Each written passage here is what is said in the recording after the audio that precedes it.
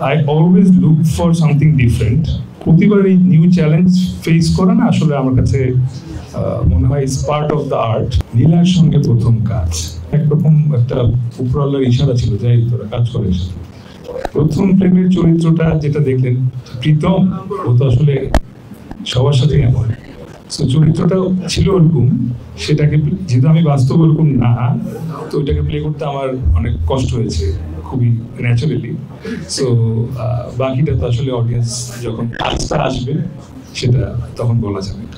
So এখানে এই প্রশ্ন থেকে আমি একটা অ্যান্সার জানি, সেটা হচ্ছে কি I always look for something different. আমরা তো মুখে বলি যে আমরা ভালো করতে চাই, সবাই ভালো করতে চাই, ইনশাল্লাহ সবার কাজই ভালো হয়। সো আমার ভালো চাওয়ার মধ্যে সবসময় একটা কমন জিনিস থাকে যে ডিফারেন্ট কিছু চাই, নতুন কিছু করতে চাই যেটা করি নেই। সো কয়েকদিন আগেও দেখছেন নেহাল চরিত্রে, তার আগে দেখেছেন কবরে 6টা সাপ নিয়ে অনেক অনেক কিছু। সো প্রতিবার এই নিউ চ্যালেঞ্জ ফেস করা না আসলে আমার কাছে মনে হয় is part of the art, যেটা আমি খুব বেশি এনজয় করি। অ্যান্ড কিন্তু গল্পের প্রয়োজনের চরিত্র খারাপ।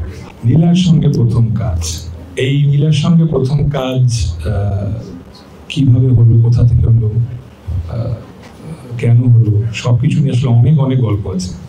ছোট্ট করে বলি, সেটা হচ্ছে যে আমি আর ও গত বছর লাভ সাপ নামে প্রবীর চৌধুরীর একটা কাজে শিখতে গেস্ট রুম। তখন আমি বলেছিলাম যে এই তুমি অভিনয় করছো না কেন এখন? অ্যান্ড বলছিল ভাই আমি করবো যখন রাইট টাইম আসে। আমি কিছু বলেছি না মাইক্রোফোন বেশি গুড ইনফরমেশন।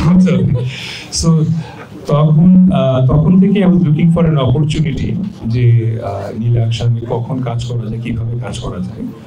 অ্যান্ড এরপর কেম লাস্ট রোজারি, একটা মিউচুয়াল ফ্রেন্ডের বাসায় আমরা এই দিন রাত্রেবেলা আমি গিয়ে দেখি নীলা ইজ দেয়ার। তখন আই ওয়াজ অলরেডি প্ল্যানিং যে নীলার সঙ্গে একটা কাজ করবো। সো ওই দেখাটা না আসলে একরকম একটা উপরওয়ালার ইশারা ছিল, যাই তোরা কাজ করে। So something like that. এরপরে আমি বেরোর পর 4-5 দিন পর রাখি আমাকে বলে ভাইয়া, ওর মোবাইলে একটা ভিডিও দেখায় যে ওনার সঙ্গে কাজ করলে বা উনি কেন কাজ করতেছেন। সো সবকিছু আসলে একদিকে পয়েন্ট করছিল যে আমাদের আসলে একসঙ্গে কাজ করা উচিত। একটা সিন থেকেই আসলে ওই যে সিনটা করেছিলাম লাভসাবে, ওই সিন থেকেই আসলে আমাদের ফ্যান গ্রুপ গুলো ওনাদের একসঙ্গে কাজ করা উচিত। সো সবাই যখন চাচ্ছিল জিনিসটা আসলে ঘটেই গেল। দেশে দেশে সবার সাথে দ্য নিউজ।